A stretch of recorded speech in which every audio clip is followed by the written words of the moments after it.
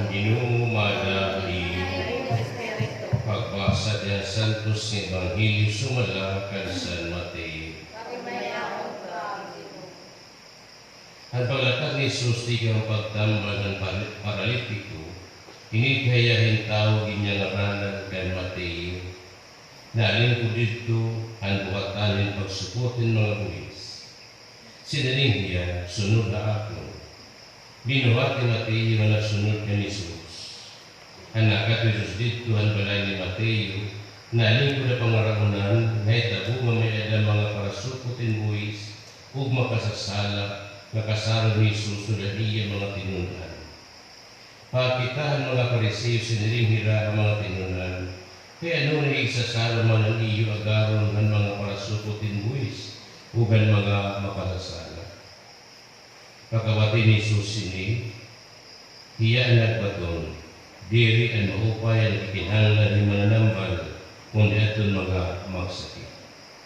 Kalakat kamo ng pagtun-i ang kalugal ni ng mga pulong, nagikinahanglan akuhin kalugoy, diri tinubod ni hada.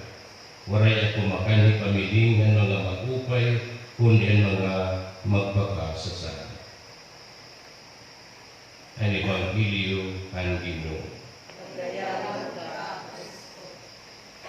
So yan ang adlaw nasasaon kita ini na fiesta ni San Mateo, apostol o evangelista.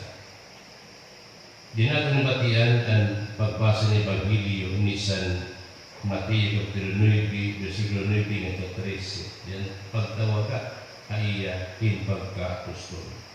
In pagtawag ka iya nga dahil pagbasangyaw ang mo kay suma, ang pagtawag ka iya nga in pagkatinunan ni Kristo.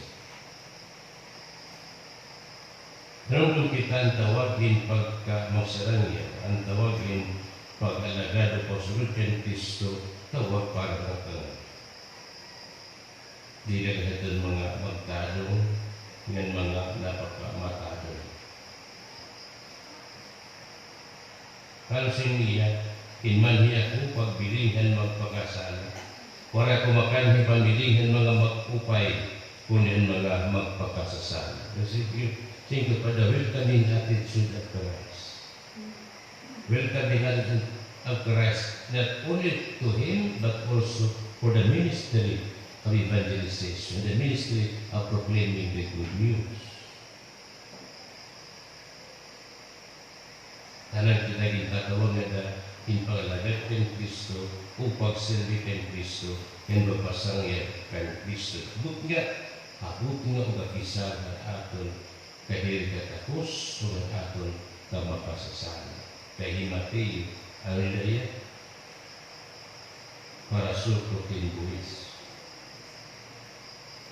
Ano para sukutin buwis? Panahon pa ni Kristo, they were really considered as sinners. Kaya ano? Labot ng kahirikatan ko, at ira pagsukutin buwis, diri kay para Hudiya, kundi para Imperyo Romano. They were collecting taxes not only for Jerusalem, but for the empire abroad.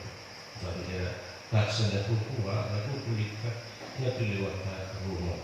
Sanlit, di dahil considered as sinners, and the person kinabuhi, kundi, traitor. So, isa rin, gintawag, San Mateo, din pagpasangyo kay Kristo. Di pag-alabet kay Kristo.